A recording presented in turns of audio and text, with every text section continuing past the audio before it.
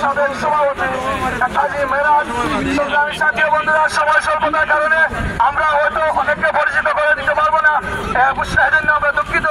এখন আপনাদের সামনে বক্তব্য নিয়ে আসছেন কেন্দ্রীয় স্বেচ্ছাসেবক দলের সম্মানিত সদস্য লিমন মিয়া। যুক্তরাজ্যে আজকের এই বিক্ষোভ সমাবেশে উপস্থিত সভাপতি আব্দুল ওয়াজিব সবাই, প্রধান অতিথি এনামুল হক দূষণ ভাই, প্রধান বক্তা বাবুর চৌধুরী, সুযোগ্য পরিচালক লায়েক মুস্তফা সহ আজকে এই অনুষ্ঠানে উপস্থিত দূর দূরান্ত থেকে আগত শহীদ জিয়ার সূর্য সৈনিক ভাইয়েরা, বক্তব্যের শুরুতে আপনাদের জানাচ্ছি কেন্দ্রীয় স্বেচ্ছাসেবক দলের পক্ষ থেকে সালাম ও বিপ্লবী শুভেচ্ছা। আপনারা জানেন বাংলাদেশে কিছুদিন আগে ডামি নির্বাচন হয়েছে। বাংলাদেশের প্রতিটি মানুষ, প্রতিটি ভোটার সেই নির্বাচনকে বয়কট করেছে, তারা প্রত্যাখ্যান করেছে বর্তমান সরকারকে। তারপরেও অস্ত্রের মুখে, তারপরেও বোমার মুখে তারা ক্ষমতা দখল করেছে। আমরা আজকের এই বিক্ষোভ সমাবেশ থেকে তাদের এই ক্ষমতা দখল এবং নির্বাচনকে প্রত্যাখ্যান করতেছি। আমরা দৃঢ়ভাবে বিশ্বাস করি যুক্তরাজ্য বিএনপি, যুক্তরাজ্যের যুবদল, স্বেচ্ছাসেবক দল এবং যুক্তরাজ্যের প্রতিটি নেতা কর্মীরা আগামী দিনে আন্দোলন সংগ্রামে যে কোনো পরিস্থিতিতে আমরা আবারও যে কোনো পরিস্থিতিতে আমরা আন্দোলন সংগ্রাম অব্যাহত রাখবো। এই ব্যাপারে আমাদের কোনো দাবি নেই। দফা এক, দাবি এক, শেখ হাসিনার পদত্যাগ। ধন্যবাদ। রহমানির রহিম। বাংলাদেশ জিন্দাবাদ। বাংলাদেশ জাতীয়তাবাদী দল অঙ্গ সহযোগী সংগঠন বিশেষ করে আজকে এই অনুষ্ঠান যা আয়োজন করেছেন, আমার পক্ষ থেকে জাতীয়তাবাদী যুবদল কেন্দ্রীয় সংসদের পক্ষ থেকে সবাইকে রক্তিম শুভেচ্ছা অভিবাদন। বন্ধুরা, আমরা এমন মুহূর্তে কথা বলছি, আজকে আমাদের মনোভ্রান্ত খারাপ। আমরা দীর্ঘদিন হয়ে গিয়েছে আমাদের বাংলাদেশের বেগম খালেদাকে মুক্তি করতে পারি না।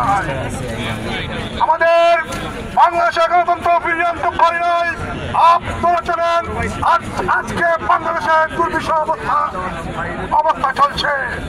একের পরে গুম হত্যা হচ্ছে, নির্বিচারে বাংলাদেশের মানুষকে যাকে মন চায় তাকে গ্রেফতার করছে এবং মিথ্যা মামলা দিয়ে জেলের ভিতর দিনের পর দিন আটকে রেখেছে।